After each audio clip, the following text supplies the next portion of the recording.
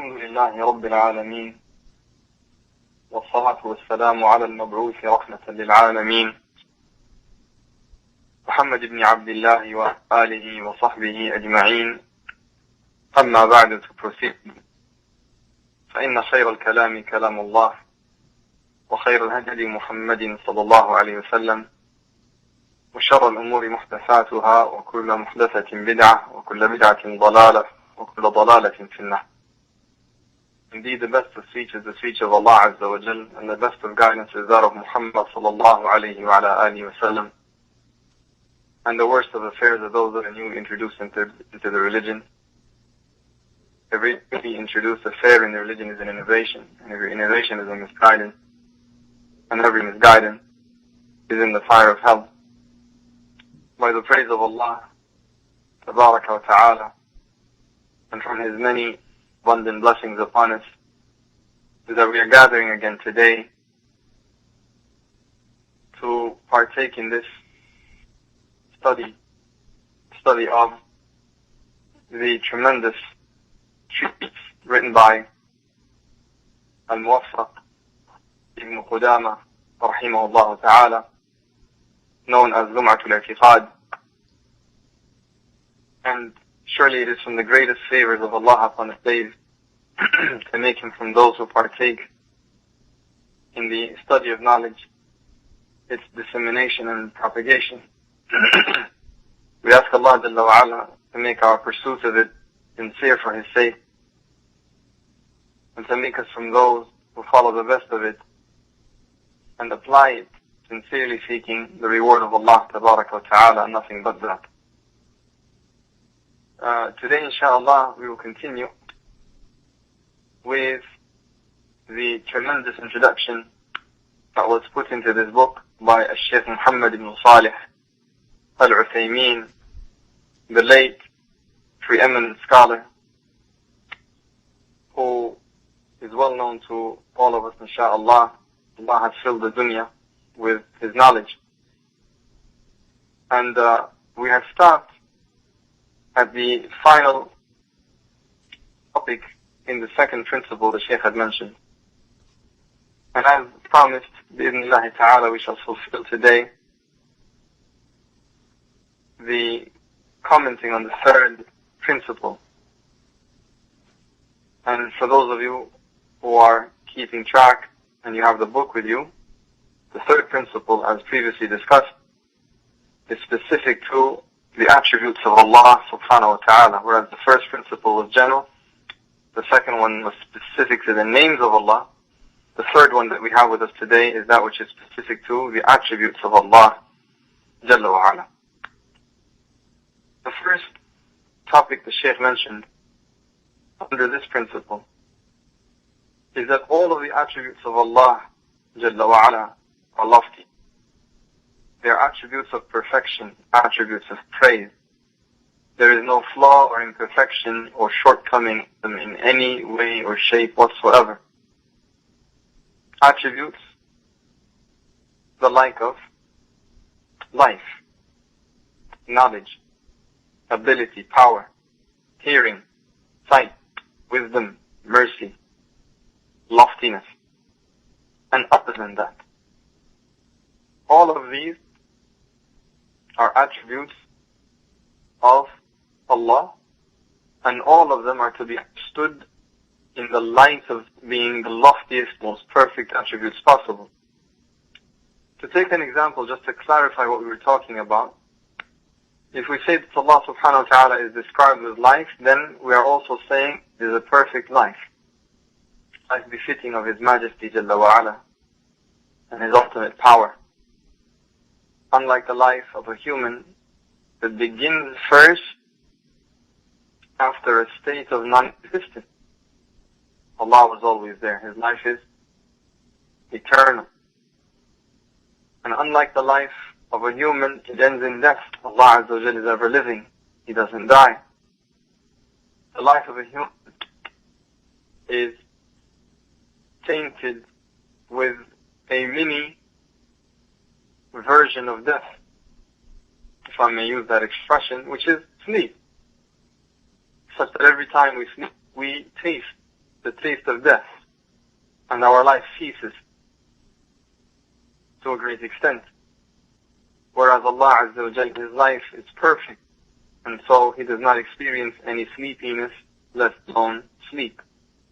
Azza wa Jal. So this is an example of how we are to understand the attributes of Allah subhanahu wa ta'ala. We are to understand that they are attributes that are perfect and befitting of the majesty of Allah Jalla wa Ala, unlike similar attributes to be found amongst the humans, amongst His creation, Jalla wa Ala, that is always riddled with imperfection and flaw.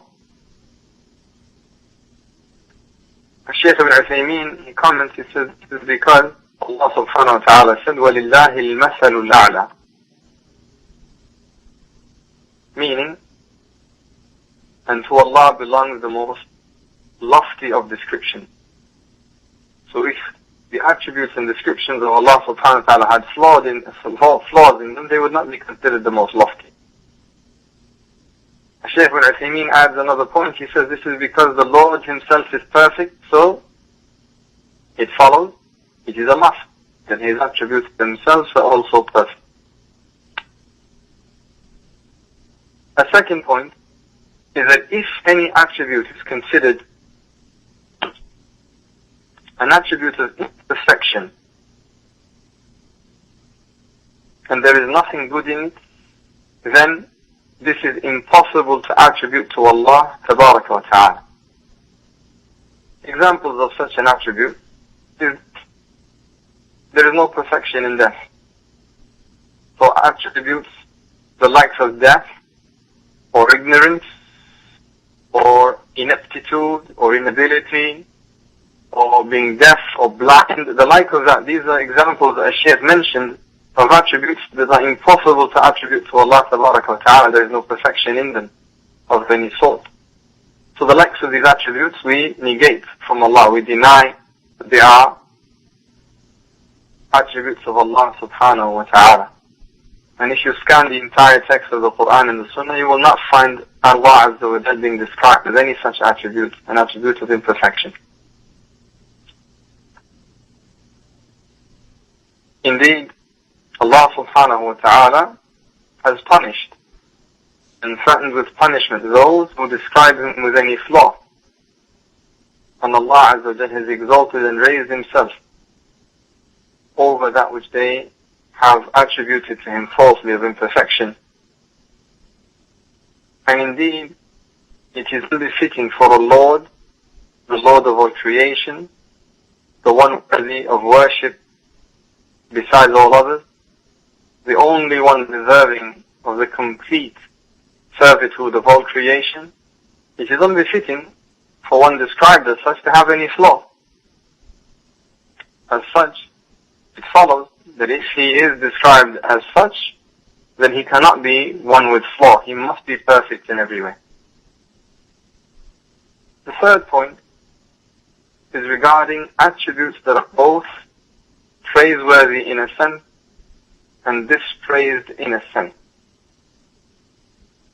This third category is somewhat tricky, and the Shaykh explained that we can neither affirm these attributes to Allah nor completely deny them either. Rather, we must take the path of detail. How? You affirm these attributes to Allah when it is considered an attribute of perfection, and you negate them and deny them, reject them, in the instance that they are considered attributes of imperfection. An example of this is scheming or plotting, or tricking, deceiving, and the likes of these things. Because these attributes are considered attributes of perfection when they are being used and dealt to those who are attempting to use the same with you. So if Allah subhanahu wa ta'ala deceives those who attempt to deceive Him, then this is considered perfection. And if Allah Azza wa Jalla plots against those who plot against His religion and against His messengers and against those who are beloved to Him from His awliya, then this is considered an attribute of perfection. So in that case, we affirm this for Allah subhanahu wa ta'ala. This is because in that kind of a scenario, this attribute is considered an indication of the ability, power, and strength and might of the one who has this attribute, such that he can stand up to his foes, to his enemies, with meeting them with the like of that which they attempted to deal to him. So Allah subhanahu wa ta'ala lahu al-mathalu al-a'la. To Allah belongs the loftiest example and description. And so Allah Azza wa Jalla is the one that is described of the most lofty of that type of characteristic or attribute rather.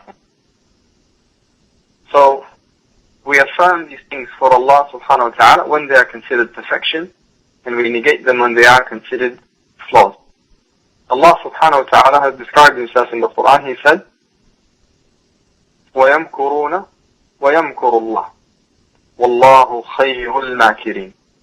And they plot or scheme, and Allah plots or scheme. And Allah is the best of plotters or schemers.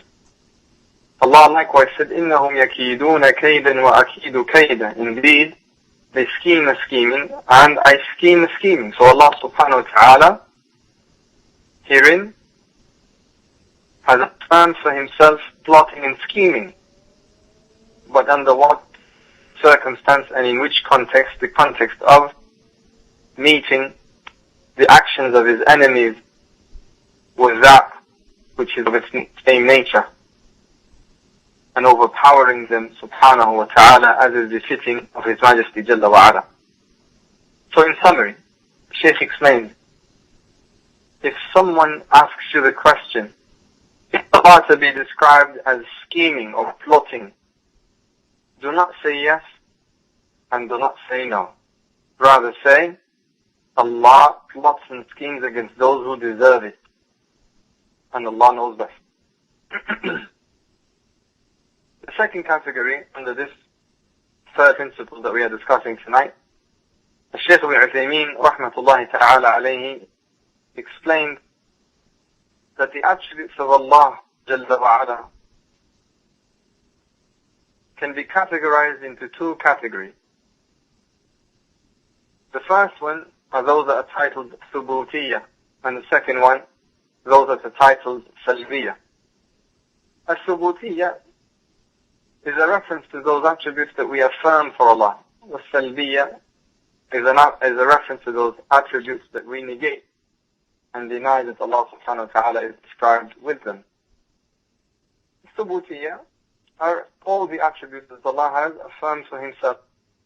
Allah affirms for Himself life, knowledge, power, might. It is obligatory on every believing individual to affirm these attributes to Allah tabaraka wa ta'ala in a fashion befitting of His Majesty Jalla wa Ala. Because Allah Azza wa Jalla has affirmed them for Himself, and He is the one most knowledgeable of Himself. And as for as-sifat as-salbiyya, the ones that we must negate, these are the ones that Allah Azza wa Jalla has negated and denied that He is described with.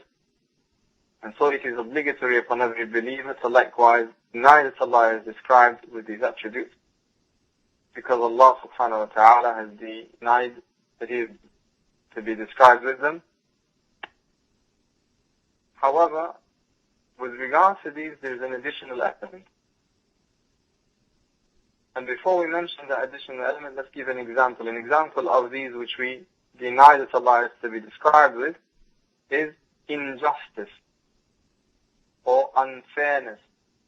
Because Allah subhanahu wa ta'ala has denied that. He said in the Quran, وَلَا يَظْلِمُ رَبُّكَ أَحَدًا. And surely your Lord does not transgress or shortchange or deal unfairly with anyone.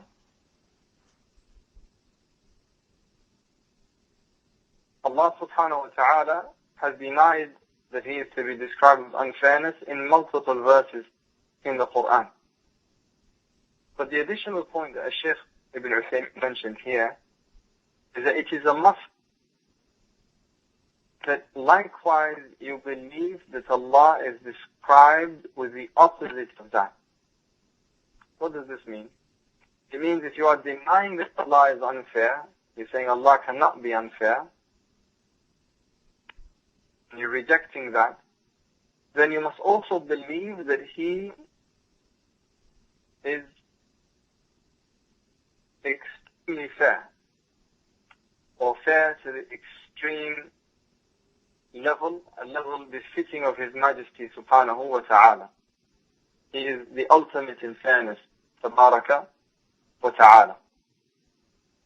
And you are not really negating that trait of imperfection until you have affirmed its opposite trait of perfection. If you deny that Allah is ignorant and you reject that, you must likewise affirm that Allah is all-knowing and that His knowledge is permanent. It is neither affected by lack of knowledge due to lack of learning, nor is it affected by forgetfulness after obtaining it. So in order to really negate the attributes that Allah denied that He described with, you have to also affirm and believe in the opposite of them. The traits of perfection, the attributes of perfection, that are opposite to those traits you are negating. The third item the Shaykh mentioned under this principle is that every sifa that is thubutiyya, meaning those that we affirm for Allah, can also be categorized into two categories. Those that are dhati and those that are fi'liyya. Dhatiyya is a reference to al-dhat, the self, or Allah Himself, meaning the attributes of Allah Himself. In contrast to al-fi'liyya, those that are attributes of action, the attributes of the actions of Allah. So, the two categories again are attributes of Allah Himself and then attributes of the actions of Allah. And with examples this will become clear. The attributes of Allah Himself, al-Dhatiyya, are those that Allah has eternally been described with, and He shall always be described with, such as hearing and seeing. Such as hearing and seeing. Allah has always been all-hearing and will always remain all-hearing. Allah has always been all-seeing and will always remain all-seeing. This will never change. It has never changed and it is eternal. As for those attributes which we are discussing as fi'liyya, attributes of the actions of Allah subhanahu wa ta'ala, are those that are related to the will of Allah. Meaning if Allah wants to do it, then and only then is He subhanahu wa ta'ala going to do it. And when Allah does not want to do it, He will not do it. And this is the like of settling upon the throne. Ar-Rahmanu ala al-Arsh istawa. Allah subhanahu wa ta'ala settled upon the throne when He wanted to settle upon the throne. This is not something that is considered eternal, where He is continuing to settle upon the throne. Rather, this is an instance reliant upon the will of Allah. When Allah decided to do it, this is when He, subhanahu wa ta'ala, did it. Likewise, the coming or the descending, which is mentioned in the Quran, the coming on the Day of Judgment of Allah subhanahu wa ta'ala, or the descending mentioned in the Sunnah where Allah subhanahu wa ta'ala descends into Sama al-Dunya, the worldly sky, the worldly heaven, every single night in the last third of the night. This is from the blessings of Allah subhanahu wa ta'ala upon His slaves, that He draws near to them every single night. Again, this is something that Allah subhanahu wa ta'ala does at will. When Allah wills and decides to do this, this is when He does it. It is not considered eternal, rather it is reliant upon the will of Allah tabaraka wa ta'ala. Thirdly, there are those attributes that are considered both dhatiyya wa fi'liyya at the same time, meaning they have a relation to the attributes of Allah Himself, and they also have a relation to being exemplified in instances dependent upon the will of Allah. The like of speech. Allah subhanahu wa ta'ala has always been attributed, or rather described with speech, has always had the attribute of speech subhanahu wa ta'ala, and shall always have it. But the instances of speech, meaning when Allah does speak, this is reliant upon the will of Allah. So Allah will speak, saying whatever He wants to say, when He wants to say it, subhanahu wa ta'ala. So the attribute of speech itself is eternal. Allah is always with speech, and the instances of speech are reliant upon the will of Allah, tabaraka wa ta'ala. طيب.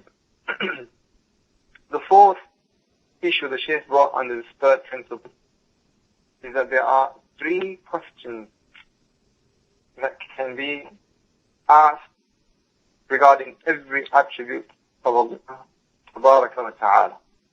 And the Shaykh is asking these questions with a goal in mind, and that is to bring further clarity to the issues that we have discussed so far. The first of these questions: are the attributes of Allah real or symbolic, and why? Are the attributes of Allah real, and why? Why are we going to answer the way we're going to answer? The second question: is it permissible to bring a how to the attributes of Allah, and why?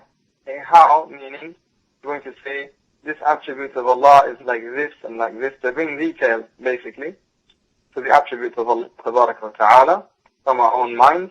Is it permissible to do so, and why? Third question: are they identical to the attributes of the creation, and why? Are the attributes of Allah identical to the attributes of the creation, and why? The answer to the first question, are they real and why? The answer is yes, they are real. And the reason we are taking this step is because the default position regarding speech is that speech is always a reference to that which is real. And never do we leave that default and leave that origin of speech until we have solid, authentic evidence that indicates that the real meaning of the speech was not intended. That the real meaning of the speech was not intended. So in other words, every attribute of Allah subhanahu wa ta'ala that you read in the Quran or you read in the Sunnah, you must believe it is exactly intended as found in the default of the Arabic tongue. So if Allah Azza wa Jal describes Himself with hearing, you must believe that Allah actually hears, that He hears the sound subhanahu wa ta'ala. But it is a hearing befitting of His Majesty. This is not semantic and a reference to knowledge alone, rather it is actually a reference to the hearing itself, that Allah hears and He detects the sound subhanahu wa ta'ala as in the default meaning of the word hear. The answer to the second question, is it permissible to bring a how to these details, to these attributes, to actually detect them and bring details from our minds, and why? The answer is, it is impermissible to detail the attributes of Allah tabaraka wa ta'ala due to the statement of Allah Azza wa Jal, وَلَا يُحِيطُونَ بِهِ عِلْمًا, and they do not encompass Him in knowledge, meaning none from His creation Azza wa Jal can encompass Him in knowledge. It is impossible, it is beyond the ability of the creation to encompass Allah in knowledge, or encompass even an attribute of Allah subhanahu wa ta'ala in knowledge. The Shaykh Abouzeid, he continues, he says further, the mind cannot comprehend the how of the attributes of Allah. This is beyond the abilities of the mind. Allah did not grant the mind that ability. It is beyond the creation to conceptualize and comprehend the details of the attributes of Allah Jalla wa Ala.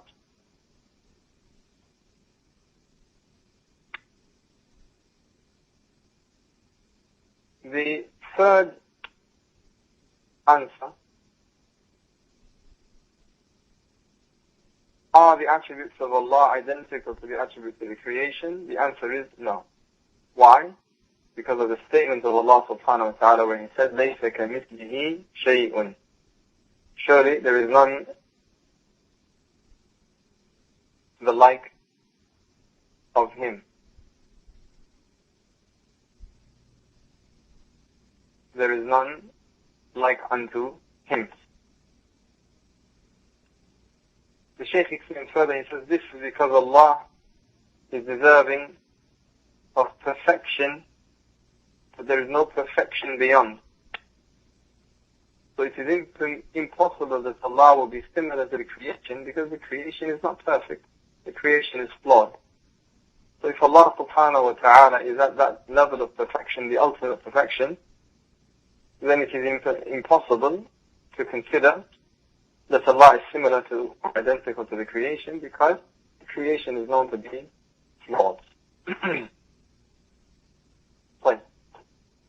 Now, what is the difference between tamtheel, deeming Allah to be identical or any of His attributes to be identical to that which is found in the creation, and takyif, giving detail to these attributes and names of Allah subhanahu wa ta'ala,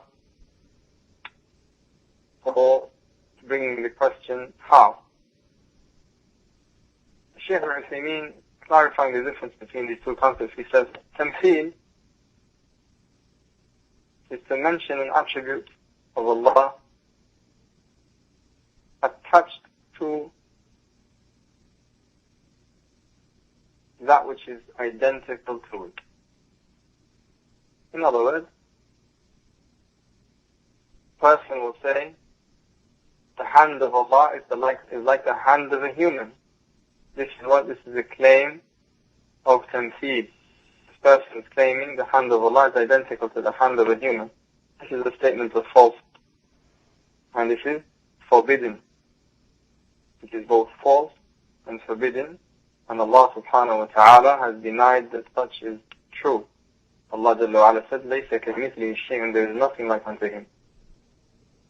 Takyif, an example of it, explaining it, is to mention a how, a detail, without necessarily attaching that detail to something found in the creation.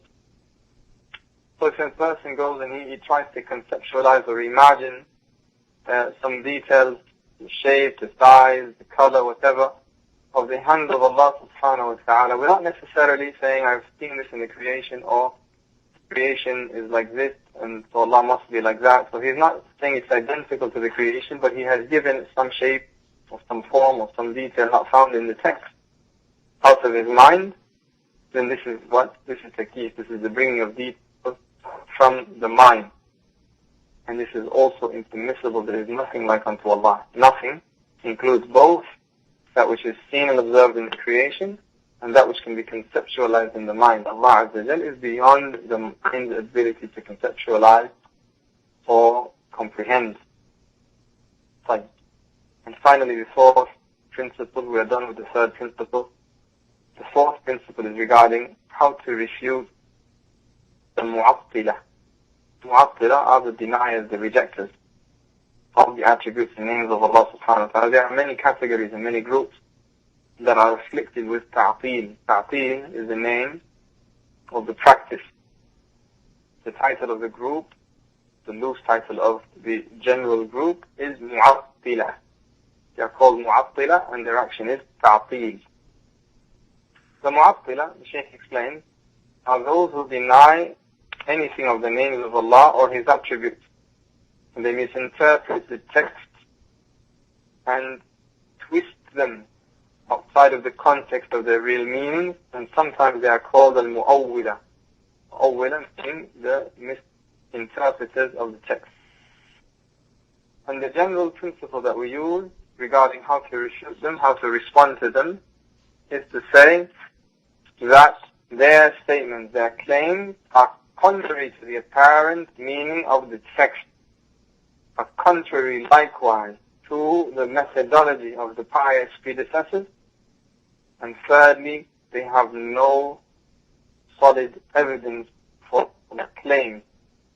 So there is three refutations here. Firstly, that their statements are contrary to the apparent meaning of the text, what is understood from the text according to the laws and regulations and rules of the Arabic language, is contrary to their claim. This is number one. Two, that their methodology is contrary to, is differing from the methodology of the pious predecessors. And three, they have no solid authentic proof upon their claims. The Shaykh then says, and perhaps in some of the attributes of Allah subhanahu wa ta'ala, you may be able to refute them with more than these three. And Allah subhanahu wa ta'ala knows best. Inshallah, we will conclude this class right here. And we ask Allah subhanahu wa ta'ala to accept it from us. We ask Him Jalla wa Ala to make what we have listened to today and engaged in beneficial. And we ask Him subhanahu wa ta'ala to continue to bless us with the likes of these gatherings and engagement for the pursuit of knowledge. وهو على كل شيء قدير. سبحانك اللهم بحمدك أشهد أن لا إله إلا أنت أستغفرك وأتوب إليك وصلى الله وسلم وبارك على نبينا محمد وآله وصحبه أجمعين. جزاكم الله خيرا جميعا وبارك الله فيكم.